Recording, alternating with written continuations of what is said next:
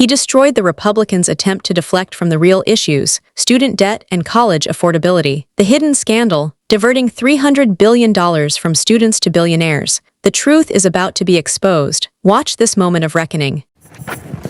Thank you, Mr. Chairman.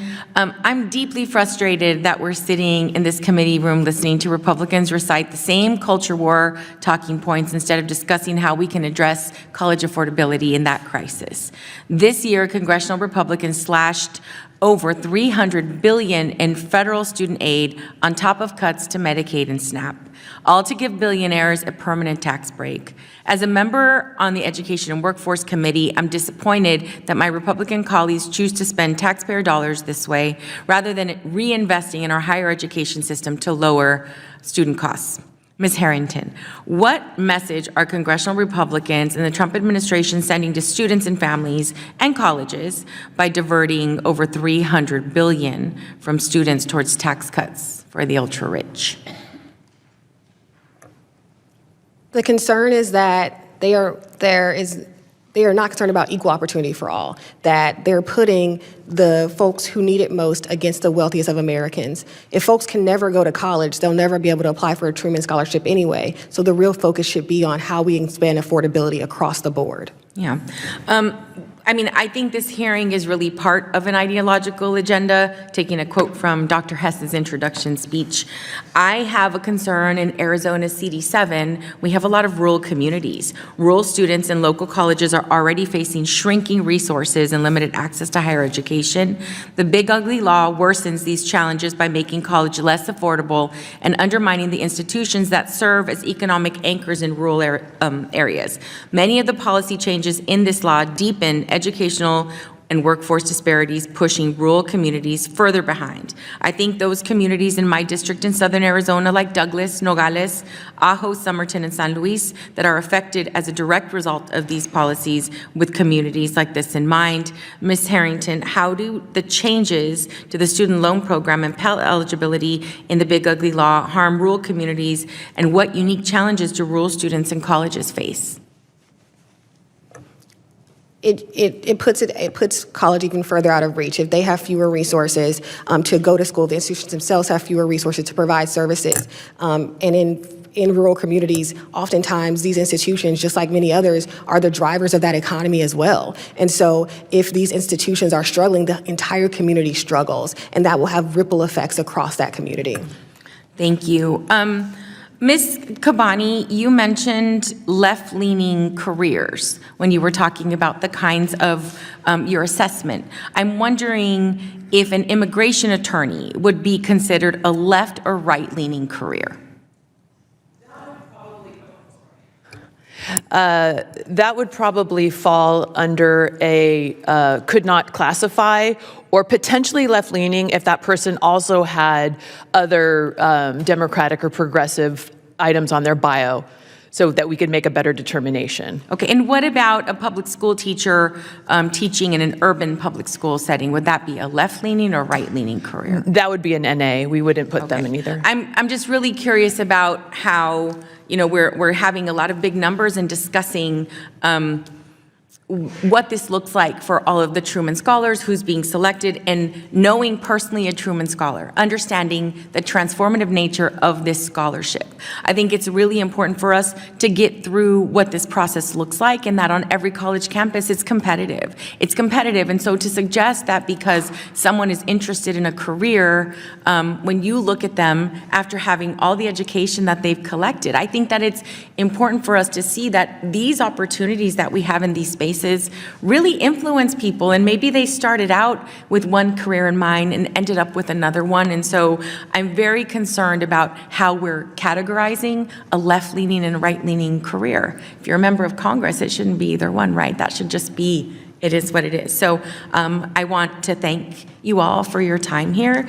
And with that, Mr. Chairman, I yield back. Thank you. What you just witnessed was a game-changing exchange that exposed the Republican Party's deep corruption and lack of concern for the American people. Senator Padilla didn't pull any punches, as he took on Republicans over their insensitive approach to education, and the truth that came out was nothing short of shocking. It was clear that this wasn't just about party lines, it was about a fundamental betrayal of the American public. Let's break this down. Senator Padilla started by calling out the Republican agenda, which has been hurting students across the country. This year, Republicans slashed over $300 billion in federal student aid, on top of cutting essential programs like Medicaid and SNAP, all to give billionaires a permanent tax break. That's right. While the most powerful people in America get even richer, the students and families who need support the most are left to fend for themselves. How could anyone justify that? Padilla didn't just make a statement. He asked Ms. Harrington a key question that exposed the Republican Party's true priorities. What message are they sending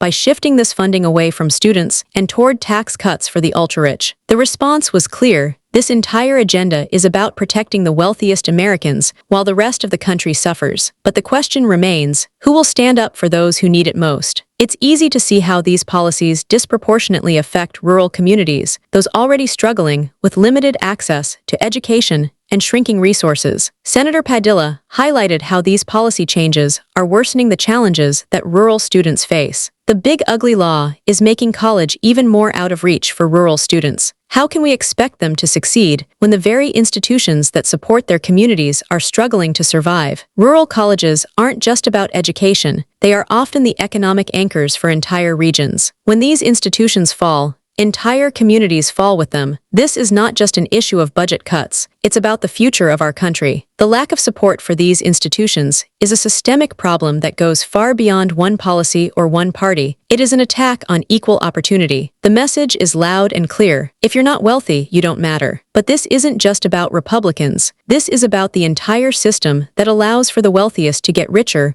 while the rest of the country is left behind. Padilla didn't just criticize, he called for action, a shift in priorities toward fairness and equality. We cannot let our educational system be hijacked by those who care more about protecting the privileged few than about giving every child in this country a chance at success. The most disturbing part, the way this isn't being talked about. The disparities in access to education have been deepening for years, yet this government is doing nothing to stop it. Instead, it's making the situation worse with policies that favor the wealthy over everyone else. Can we stand by and let this divide grow even larger? Can we afford to let the education system continue to fail students, especially those from underserved and rural communities? But the hypocrisy doesn't stop there. Senator Padilla also addressed the ridiculousness of categorizing certain careers as left-leaning or right-leaning. In a hearing meant to address student aid and college affordability, Republicans tried to deflect by asking questions about career paths that have no place in this discussion. This attempted distraction showed just how out of touch these lawmakers are. When we should be talking about how to make college more affordable, they are more concerned with ideological labeling and pushing a culture war. It's hard to ignore the irony here. While these lawmakers are busy engaging in their ideological battle, real people, real students,